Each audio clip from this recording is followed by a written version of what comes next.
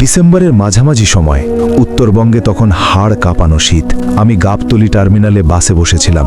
বাসের নামটা না হয় গোপনই থাক, আমাদের সেই ট্রিপটা ছিল লাস্ট ট্রিপ। সাধারণত রাত 11টার পর যাত্রী খুব একটা থাকে না, কিন্তু সেদিন আমাদের বাসে 5-6 জন যাত্রী ছিল। আমার সাথে ছিল দীর্ঘদিনের বিশ্বস্ত হেল্পার মোবারক। সে ছিল সাহসী ছেলে, কিন্তু সেই রাতটা তাকেও বদলে দিয়েছিল। রাত তখন 12:20।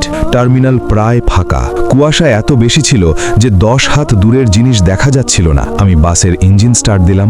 ঠিক তখনই বাসের দরজায় ধূপধাপ শব্দ করে একজন লোক উঠে এলো। লোকটার পরনে ছিল একটা কালো চাদর, মুখটা মাফলার দিয়ে এমনভাবে ঢাকা যে শুধু চোখ দুটো দেখা যাচ্ছিল। হেল্পার মোবারক তার ভাড়া নিয়ে তাকে একদম পেছনের সিটে বসিয়ে দিল। আমি মিরারে তাকিয়ে লোকটাকে একবার দেখলাম। সে খুব স্থির হয়ে বসে আছে, কোনো নড়াচড়া নেই, যেন একটা পাথরের মূর্তি। কিন্তু ঘড়ি দেখে আমার রক্ত হিম।